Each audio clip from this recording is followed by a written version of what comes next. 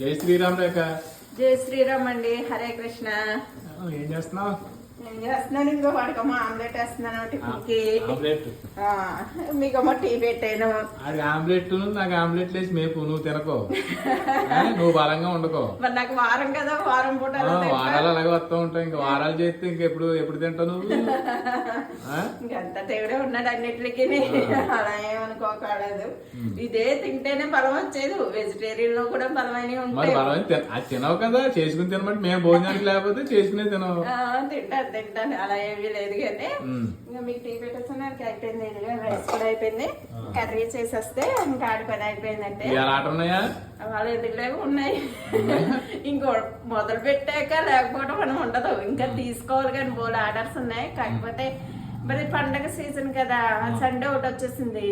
ఇప్పుడు మనం ఏం కొరియర్లు వేసినా ఆఫ్ చేసేస్తే పాపం మళ్ళీ వాళ్ళకి టయానికి అందకపోతే ఫీల్ అవుతారు కదా పాపం. అందుకని ఆలోచిస్తున్నాను, ఆర్డర్లు తీసుకోపోవటానికి నాకేమీ ఇబ్బంది లేదు, తీసుకోగలను, చేయగలను. కానీ మళ్ళీ వాళ్ళకి టయానికి అందకపోతే వాళ్ళు బాధపడతారు. పండగ పూట ఎవరో బాధపడకూడదు కదా అనేసి నేను అనుకుంటున్నాను అనమాట. అదండి. హాయ్ అండి, అందరికీ శుభోదయం. అందరూ ఎలా ఉన్నారు? బాగున్నారా? మేమైతే చాలా బాగున్నామండి.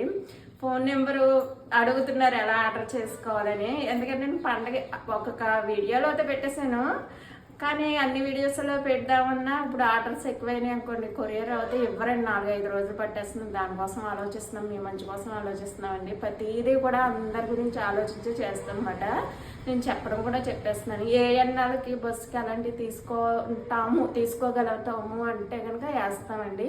కొరియర్స్ అయితే ఇప్పుడైతే ఇంకా తీసుకోవట్లేదు. అదండి, అర్థం చేసుకుంటారని మనస్ఫూర్తిగా కోరుకుంటున్నాను.